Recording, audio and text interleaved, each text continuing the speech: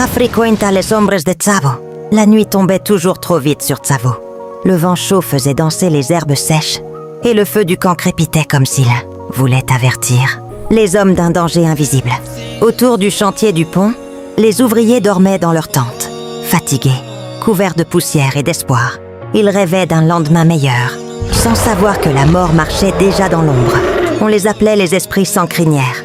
2 lions géants, silencieux comme la nuit, aux yeux brûlants comme des braises.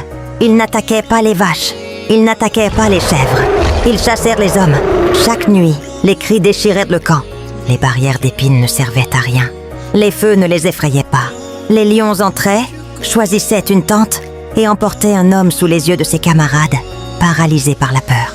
Personne n'osait bouger, personne n'osait respirer. Les survivants disaient « Ce ne sont pas des lions, ce sont des démons ». La terreur se répandit comme une maladie. Certains ouvriers refusèrent de dormir, d'autres priaient, d'autres encore tentaient de fuir le chantier. Mais Tsavo ne laissait personne partir sans payer. L'homme qui refusa de fuir? Un soir, un homme arriva au camp. Le colonel Patterson. Il observa les traces dans le sable, les tentes déchirées, le sang séché. Il comprit vite que ces lions n'étaient pas ordinaires. Ils étaient intelligents. Ils étudièrent les hommes.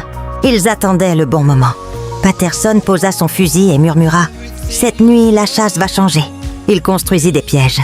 Il passa des nuits entières sans dormir, caché dans un arbre, respirant lentement, attendant. Le combat final. Une nuit, le silence fut plus lourd que d'habitude. Puis, un rugissement.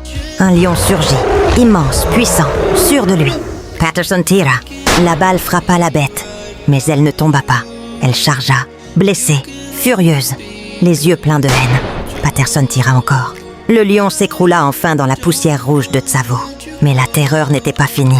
Quelques jours plus tard, le second lion apparut, comme pour venger son frère. Plus prudent, plus silencieux, plus dangereux. Après une longue traque, il fut lui aussi abattu. Le camp retrouva le silence. Mais ce silence n'était pas un soulagement, c'était un souvenir. L'héritage de Tsavo. Aujourd'hui encore, ceux qui visitent Tsavo disent sentir une présence. Comme si les 2 lions marchaient toujours entre les arbres, comme si leurs ombres refusaient de disparaître. Car Tsavo n'a jamais oublié le goût de la peur.